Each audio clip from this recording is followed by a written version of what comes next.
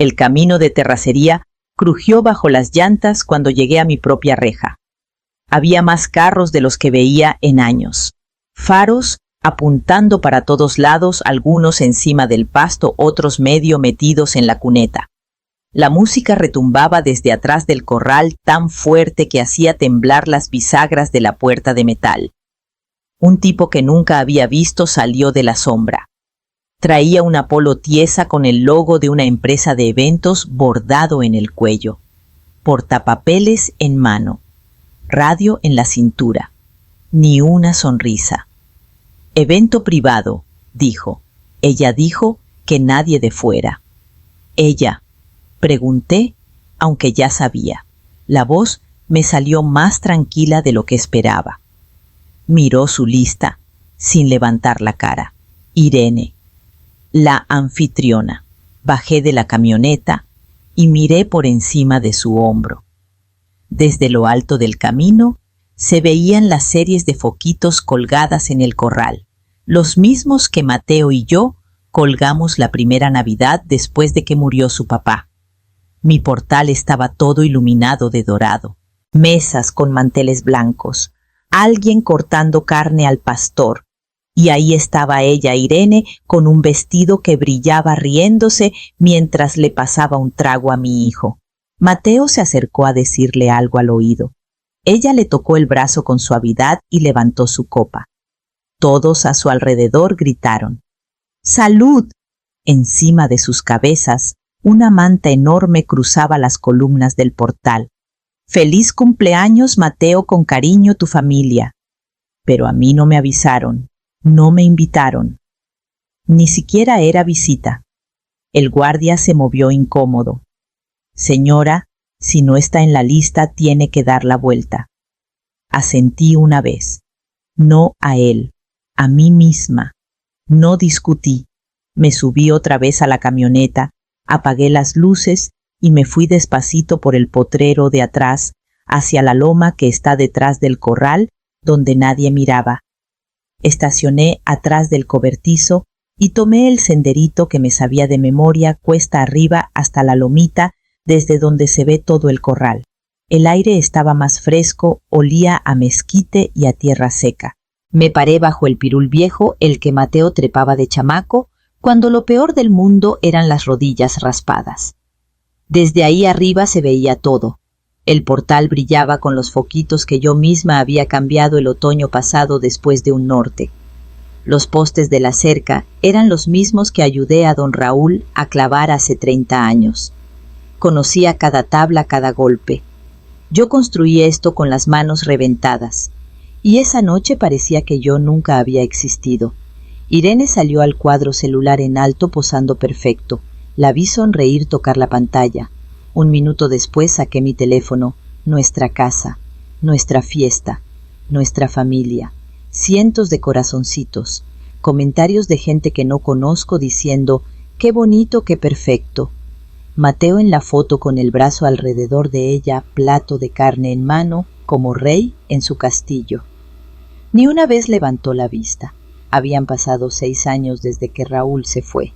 Yo les ofrecí la casa grande, le dije a Mateo que ya era hora de que él llevara las riendas del rancho.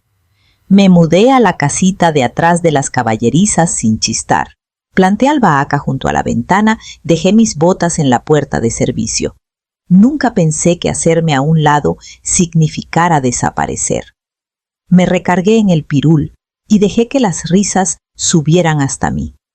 No dolía como creía. No quemaba. Era más bien como si algo se fuera deshilachando despacito. Un nudo que ni me había dado cuenta que se estaba aflojando. Abajo, alguien prendió las luces del corral. Se veía como postal. Y lo único que pensaba era ni saben dónde está la planta de luz. Fue como en abril cuando Irene sacó el tema de los papeles. Se sentó frente a mí, en el portal, piernas cruzadas, lentes de sol arriba de la cabeza, como si siempre estuviera lista para irse. Pura formalidad, dijo. Por si algo pasa, para que todo quede claro con Hacienda y la herencia. Asentí. La dejé terminar. Después le dije que lo pensaría. Al día siguiente hablé con Mari Carmen. Somos amigas desde la secundaria y cuando Raúl murió, ella me ayudó a desenredar el montón de trámites y palabras de abogado. Cuando le conté lo que Irene quería, no lo dudó. No firmes nada, me dijo. Mete todo en un fideicomiso. Calladito, tú sigues mandando. Y así lo hice. Ahora parada bajo el pirul veía a 2 morras de polo negro paseando a mis yeguas para las fotos. Una le estaba poniendo brillantina a Luna, mi yegua vieja. Brillantina, órale. Un chamaco con la cara embarrada de chocolate corrió y le dio una nalgada. Luna se asustó. Nadie lo regañó. Desde ahí se veía directo a la sala por las ventanas abiertas. Irene presumía el nuevo azulejo de la cocina, uno que nunca aprobé, que ni supe que pusieron. La oí decirle a alguien, acercándosele mucho. Ya de verdad lo hicimos nuestro. Nuestro. La misma palabra que usó cuando habló de los papeles. La misma que usó Mateo cuando se mudaron. Pero no era de ellos. Y yo no me había olvidado. Bajé de la loma las botas pisando suave la tierra hasta llegar a la esquina detrás del cobertizo. Ahí estaba escondida bajo un tejabán a la sombra. La planta de luz.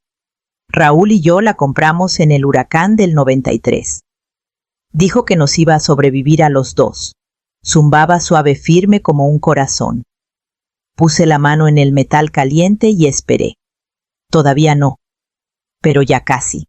Esperé hasta que se apagó el último bengala. La música estaba más fuerte de esa que no pega en tierra tan antigua. Las voces subían con el bajo, los tragos se derramaban en la escalera del portal y entre el postre y la medianoche vi que alguien tiró una lata de chela al bebedero. Entonces a las 11:03 en punto hice lo que nunca se imaginaron. Jalé la palanca. Todo se murió de golpe. El corral quedó a oscuras. Los foquitos se apagaron. Las bocinas se ahogaron a media canción. Por un segundo solo se oyó la confusión, zapatos raspando la grava, un vidrio que se rompe, luego el primer grito. Un niño lloró. Los celulares alumbraron como luciérnagas locas. Salí de atrás del cobertizo y me planté en medio del camino. Ningún reflector me encontró. No lo necesitaba. Esta tierra no está en venta, dije. No grité, pero se oyó hasta el fondo. No es de adorno, y no es de ustedes. La gente se quedó helada. Un cuate tropezó con una maceta y maldijo. Alguien gritó el nombre de Irene con voz temblorosa. Una chavita en el portal soltó un «¡Ay, no mames!» con el celular arriba grabando nada. Entonces lo vi. Mateo parado junto a la reja, con el plato todavía en la mano, pálido bajo la luna. Vino hacia mí rápido, como si no creyera que era real. «Ma». No contesté, solo me di la vuelta y caminé hacia el lindero, hacia los árboles. No quería ver la cara de Irene cuando entendiera que la luz no iba a volver. Dejé que la oscuridad se quedara. La fiesta se deshizo en silencio, sin música que tapara lo incómodo, sin luz que suavizara las miradas.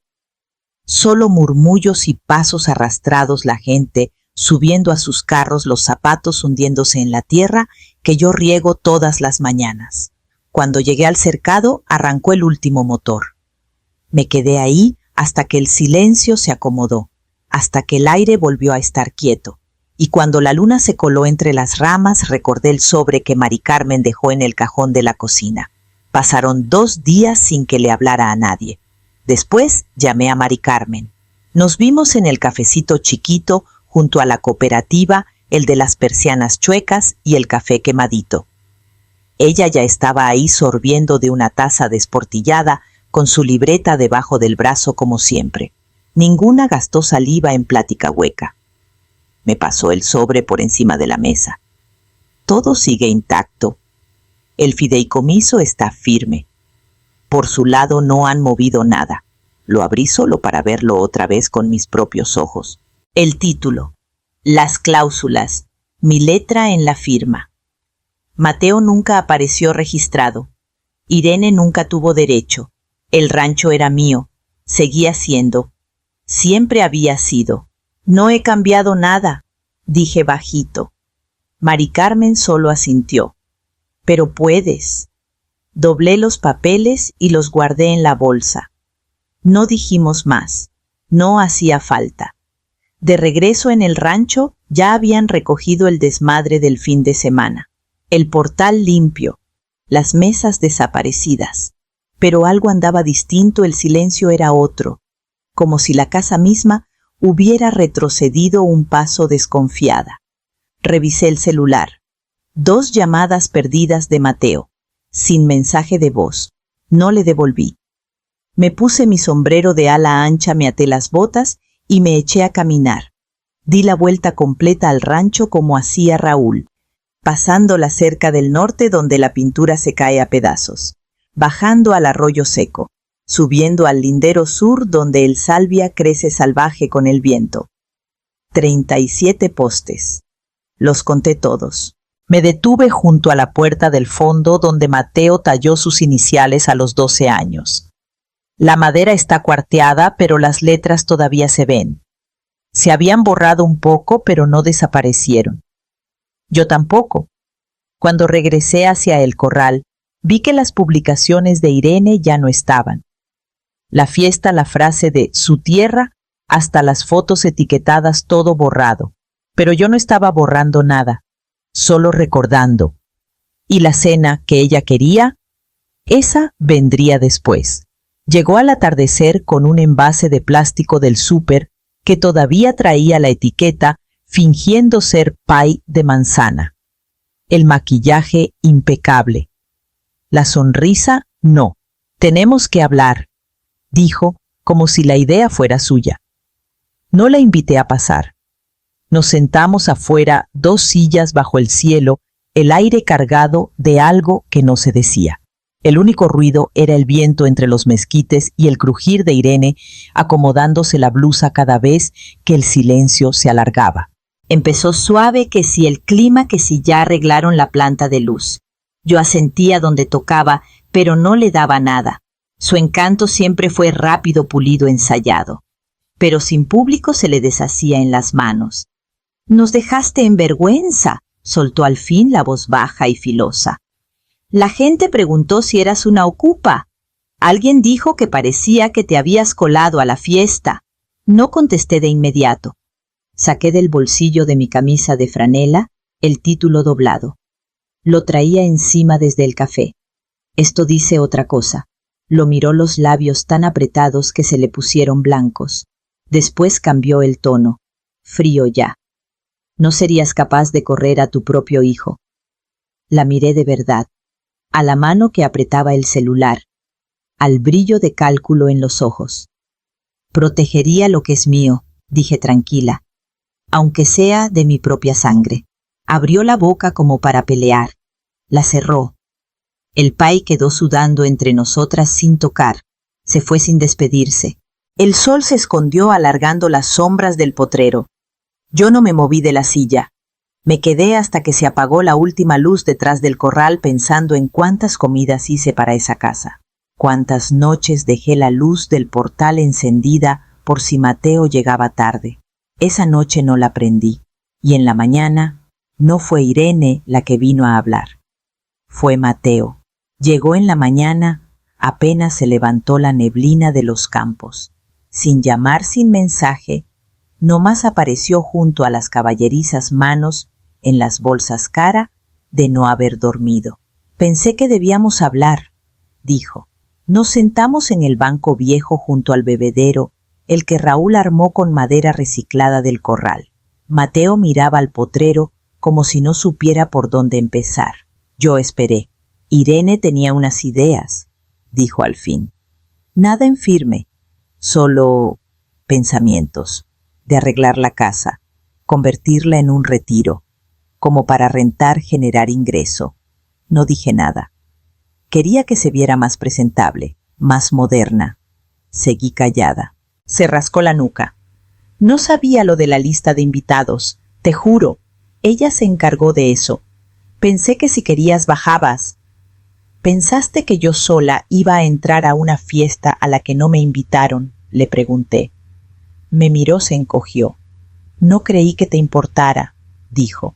Las palabras no traían mala leche, solo descuido, despreocupación. Lo miré fijo. No creíste que me importara mi propia casa. Dudó. Luego se encogió de hombros. Tú ni vives en la casa grande. Y ahí estaba.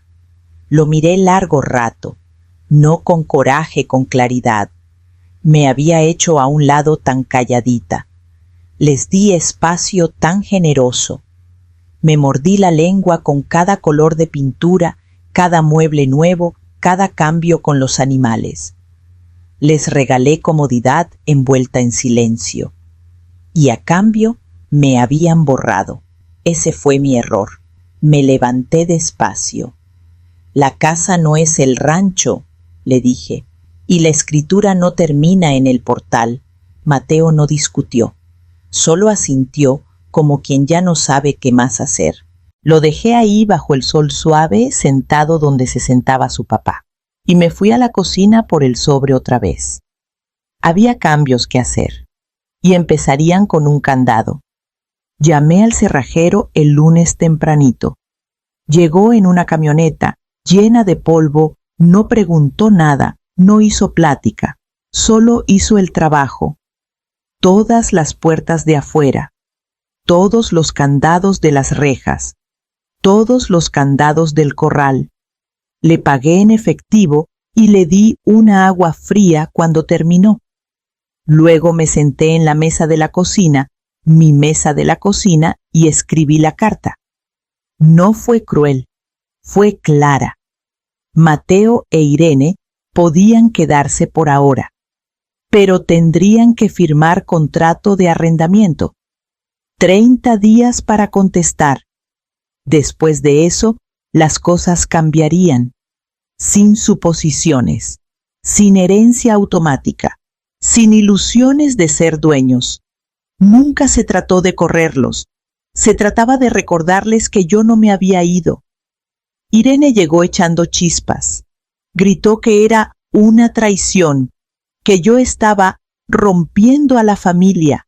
Su voz retumbó en el portal, hasta las gallinas se espantaron. No le contesté. Le di otra copia de la carta y me metí. Mateo vino al día siguiente callado, mirada baja. Leyó el contrato 2 veces, la pluma parada 1 minuto entero. Luego firmó. Sin preguntas, sin gracias tampoco, solo resignación como niño que por fin entiende que la regla es de a de veras. Guardé los papeles en una carpeta, los encerré en el baúl de cedro y no miré atrás. Ese viernes hice mole, corté jitomates del huerto, saqué un pan de elote que se abrió perfecto arriba. Invité a los vecinos que todavía me dicen Doña Calinda. Unos peones trajeron a sus niños. Nos sentamos bajo los foquitos, mis foquitos, y pasamos los platos sin tanto rollo. Sin mantas, sin discursos, sin historias de Instagram. Solo comida. Comida de verdad. Gente de verdad. Me senté a la cabecera de la mesa larga en la silla que Raúl ocupaba cada domingo. Nadie preguntó. Nadie dijo quién vivía dónde. Le serví café a la esposa del caporal y vi cómo el cielo se ponía durazno detrás del corral. La luz del portal se prendió sola suavecito. Y justo antes del postre, alguien mencionó el árbol de higo que había plantado. Llegó la primera lluvia buena del año, al amanecer suave y constante. Cuando salí, la tierra estaba oscura y húmeda, el aire con ese olor profundo que hace que el rancho vuelva a sentirse vivo. Los caballos ya estaban en la cerca, hocicos estirados, buscando mis bolsillos, como cuando Mateo era lo bastante pequeño para montar sin montura. Les rasqué la quijada y dejé que me soplaran en las manos. Ellos nunca me olvidaron. Los animales son sinceros. Las luces del corral encendieron cuando yo quise con mi switch a mi hora con mi medidor. Ya nada parpadeaba sin mi permiso. Todo el rancho se sentía distinto, más callado, pero más el mismo, como si hubiera estado aguantando la respiración años y por fin soltara. En la casa grande las cortinas seguían cerradas casi toda la mañana. Irene casi no salía más que por el correo, y aún así bajaba la mirada. Mateo hacía sus quehaceres sin que se lo pidieran, cortando el pasto en líneas chuecas. No estaba acostumbrado a hacer el trabajo él mismo, pero estaba aprendiendo. Caminé despacio por el portal, las botas golpeando las tablas. Al fondo había un pedazo de tierra que preparé el día anterior. Me arrodillé y planté el hijito de higuera de los que mi abuela hacía crecer en los rincones más duros de su patio. Un árbol que aguanta, aunque vengan vientos que desnuden todo lo demás. Apreté la tierra alrededor firme. No fue gran gesto. No era para que lo vieran. Era algo que se quedaría calladito, como yo me había quedado mucho antes de que alguien se acordara de mirar. Cuando me incorporé, la casa detrás estaba quieta. Los animales pastando. Las hojas del higo nuevo temblaban con la brisa agarrando la luz. No dije nada. No hacía falta. Al caer la tarde, las nubes se abrieron y en el oro que se iba, entendí que quedaba una cosa más por decidir. La carta llegó a principios de primavera, metida entre catálogos de alimento y el recibo de la luz. Era de la Sociedad Histórica del Estado. Alguien había nominado el rancho para una publicación especial, Tierra Familiar Antigua, varias generaciones todavía en pie y trabajando. Querían incluirme a mí. Dije que sí. Una semana después, llegó un fotógrafo con sombrero de ala ancha y mochila llena de polvo. No pidió entrar a la casa. Me siguió por la cerca sacando fotos de las tablas gastadas del corral, del poste de herrar viejo, del higo que empezaba a prender. Era respetuoso. Preguntaba lo que nadie me había preguntado en años, no de ganancias ni remodelaciones, sino de recuerdos. ¿Cuánto tiempo lleva el rancho siendo suyo?, preguntó mientras acomodaba la cámara. Desde que dije que no, contesté. Se rió, creyó que era broma. Lo dejé. Después nos sentamos en el portal mientras tomaba notas. Me pidió fotos antiguas. Saqué una que guardaba en una caja de madera debajo del fregadero. Éramos Mateo y yo. Tendría 7 años. Los dos embarrados hasta el cuello, riéndonos a carcajadas, las botas tiradas atrás en el pasto. Raúl la tomó después de que nos cayéramos, tratando de meter a una becerra terca. Cuando reír era fácil y nadie preguntaba de quién era qué. El fotógrafo la miró mucho rato. «Esta está buena», asentí. Esa fue antes de que dejaran de ver a la mujer detrás de la tierra. Me miró. ¿Alguna vez ha pensado en vender?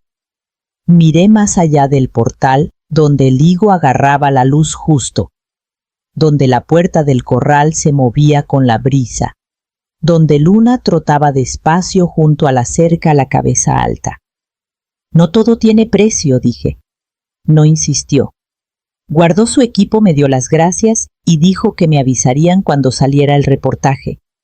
Lo vi irse levantando polvo con las llantas. Después me di la vuelta hacia la casa.